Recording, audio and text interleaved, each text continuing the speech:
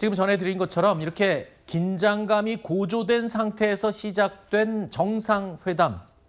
결과는 어떻게 평가받고 있을까요? 미국 언론에서는요, 일단 긍정적인 평가를 내놓고 있습니다. 실제 저희가 새벽에 이제 TV를 통해서 그 한미 정상회담 진행되는 것을 아마 가슴 조이면서 보신 분들이 많을 겁니다. 왜냐하면 회담하기 전서부터 여러 가지 우려되는 상황들이 많이 있었잖아요. 네. 근데 막상 TV 화면을 통해서 정해진 내용이나 또는 대통령실 대변인이 발표한 내용을 보면 너무 분위기가 좋았었고, 특히 트럼프 대통령과 이재명 대통령이 상호 서로 호감을 가질 정도로 말뿐만이 아니라 여러 가지 기념품을 주고받는 것 같은 그런 모습을 보였기 때문에 그냥 외적으로 보여지는 모습으로는 트럼프 대통령과 이재명 대통령의 생각이 다르지 않구나. 네. 그런 신뢰와 호감을 쌓는 계기가 된 것으로 저도 생각하고 아마 우리 국민 대부분도 그렇게 생각할 것으로 보여지고요. 또 미국에 있는 언론들도 대부분 그런 맥락으로 긍정적으로 평가하고 있습니다. 네. 물론 긍정적으로 평가할 부분은 긍정적으로 평가하고 또 잘못된 게 있으면 잘못된 걸 꼬집고 해야 되는 게 마땅하겠습니다만 조금 뒷말이 나오는 부분이 하나가 있습니다. 방금 말씀하신 것처럼 화기애애한 분위기는 매우 공식적인 석상의 모습일 수 있고요. 식사를 마치고 나오는 이재명 대통령 일행을 통상적으로는 배웅을 하기 마련인데 아무도 따라 나오지 않았다, 배웅하지 않았다. 이 부분도 지적하는 분들이 계시던데요. 예, 실제 백악관에 가서 가장 굴욕을 당한 것이 젤렌스키 대통령이었는데요. 밥도 안 주고 보냈잖아요. 네, 그때 당시에도 젤렌스키가 혼자 나와서 차문 열고 타고 가는 그런 모습은 아니었고, 이제 오늘 같은 경우는 회담이 어떻게 될까라고 다들 궁금한 시선으로 바라봤는데 마지막 순간은 배웅하는 그 장면에 트럼프 대통령도 오지 않았고, 또는 벤스 부통령이나 여러 가지 주요 고위직들이 나오지 않았고, 저희가 잘 알지 못하는 어떤 그 여성 미국 그 백악관 직원이 환송하는 모습이었습니다. 지금 저 장면이죠. 네, 그렇습니다. 그리고 이재명 대통령의 그 얼굴 표정도 자세히 보이지는 않지만 그렇게 뭔가 밝은 표정은 아닌 듯한 모습으로, 또 이제 기자들이 여러 가지 질문을 했는데 질문에 대해서 이제 답변하지 않고 바로 차량을 타고 갔기 때문에 네. 혹시 그 안에서 식사하는 자리에서 뭔가 우리가 예측하지 못했던 상황이 벌어진 것이 아닌가라고 추측은 하게 됩니다. 네. 그 추측과 관련된 내용을 좀 짚어보도록 하겠습니다. 이번 정상회담에서 관세 협상의 세부 내용이 발표될 수도 있다라는 전망이 있었습니다. 우리의 기대 내용이었죠.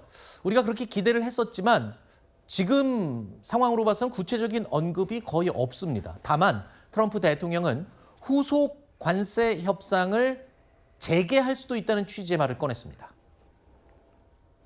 We have some additional trade because I hear they want to renegotiate the deal, but that's okay. I don't mind that. That doesn't mean they're going to get anything, but I don't mind. But we're going to have some very serious discussions about different things, including trade.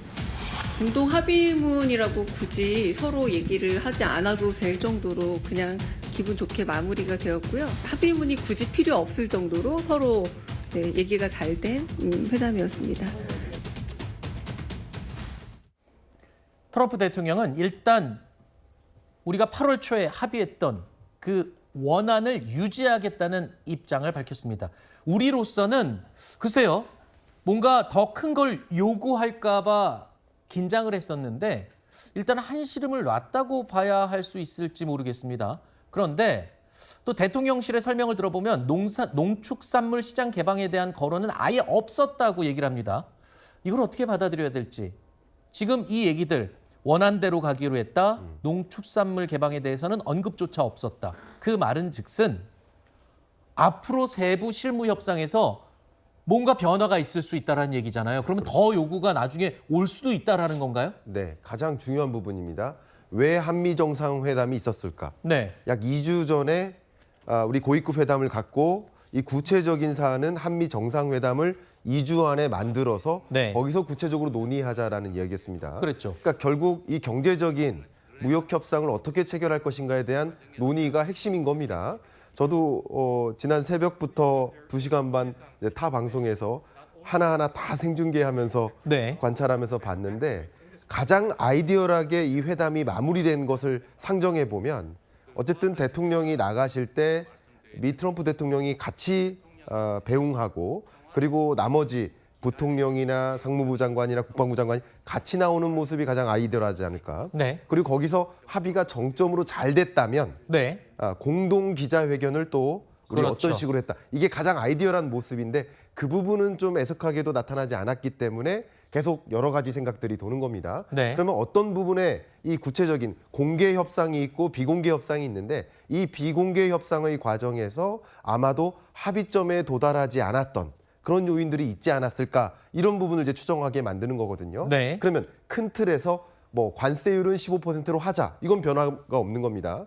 큰 틀에서 3,500억 달러 투자 약속은 역시 변화가 없는 겁니다. 네. 다만 이 3,500억 달러를 어떻게 투자할 것인지, 네. 직접 투자냐 간접 투자냐 어떻게 할 것인지, 또 두 번째는 3,500억 달러 투자한 그 투자에 따른 수익을 한국으로 가져올 수 있는 것인지 미국에 계속 유보하게 만들 것인지 네. 이런 디테일한 협상에 대해서는 추가 실무 회담이 남아 있겠다라고 생각해 볼 수 있겠습니다. 네. 지금 속보로요. 지금 알려지지 않았던 이 협상의 내용, 회담의 내용들이 하나 둘씩 지금 올라오고 있는데요. 아까 말씀하신 우리가 미국에 투자하기로 했던 3,500억 달러와 미국 직접 투자 1,500억 달러는 또 별개다. 그렇죠. 라고 또 얘기가 나왔습니다.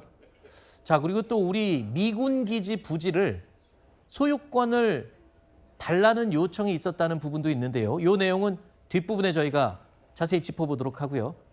자, 일단은 양국 정상이 흔쾌히 뜻을 모은 분야도 물론 있습니다. 조선업을 중심으로 한 경제 협력 확대에는 양 정상이 모두 같은 뜻을 내비쳤습니다. You know, in World War II, we built a ship a day. And today we don't build ships anymore, which is ridiculous. We're going to start that again. 한미 양국은 75년 전 미 해군의 결정적 활약으로 한국 전쟁의 전세를 뒤집은 승리의 역사를 공유하고 있습니다. 해군의 저력은 조선산업 역량에서 비롯되는 것입니다. 미국이 조선업 강국의 영광을 회복해 군사력 강화까지 이룰 수 있도록 대한민국은 Make American Shipbuilding Great Again 마스가 프로젝트를 추진할 것입니다. 먼저 한미가 합의했던 이 포괄적인 관세 협상 잘 마무리가 됐었죠. 자, 이때 우리의 가장 큰 성과로 언급됐던 게 바로 조선업 분야의 협력이었습니다. 관세 협상부터 정상회담까지 양국 사이를 돈독하게 만들었던 그 연결고리, 좋은 카드 역할을 충분히 한 건 분명해 보이는 것 같습니다. 자, 조선업만큼이나 국내 기업 총수들의 전폭적인 지원도 이 한 역할을 한 것으로 지금 평가가 되고 있는데요. 아까 말씀드린 우리 대한민국이 미국에 펀드로 투자하는 3,500억 달러 외에 기업 총수들을 포함한 경제 사절단이 미국에 직접 투자를 하겠다라고 약속한 게 1,500억 달러입니다. 우리 돈으로 약 208조 원 규모의 선물 보따리죠. 그런데 일각에서는 미국에 공장을 짓고 투자를 늘리게 되면 그만큼 국내 상황이 열악해지는 게 아니냐라는 우려를 하기도 하는데 이것도 일단 더 큰 거를 얻어야 되기 때문에 내린 결정이겠지만 교수님은 어떻게 보십니까?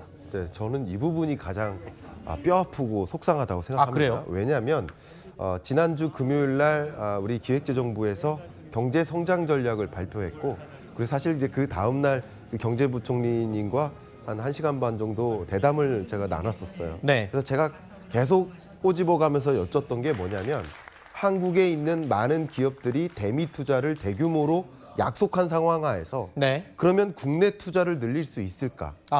그러면 실제 이 경제성장 전략 안에 한국의 설비 투자와 건설 투자가 회복될 것이다라는 전제가 깔려 있어요. 성장률 전망치에. 네. 그게 목표치에 가까운데 그럼 그것을 이루기 위해서는 한번 생각해 보십시오. 대미 투자를 대규모로 약속한 거예요. 네. 이례적인 수준의 정말 어마어마한 투자를 약속했는데 국내 투자를 단행할 수 있을까? 그러면 역시 국내 투자를 어떻게 일으킬 수 있을까에 대한 구체적인 고민이 필요합니다. 예를 들면 외국인 투자를 또 유인한다든가 그렇죠. 그 밖에 다른 좀 특색 있는 투자를 또 유인한다든가 그런 부분에 대한 걱정이 있는데 결국 제조 기지가 미국으로 계속 옮겨간다면 국내 제조 기지는 생산력이 줄어들고 또 그것을 기반으로 한 지역 경제도 위축되고 고용도 위축될 수 있거든요. 네. 저는 이 부분들을 가장 개인적으로 우려하고 있는 사안입니다.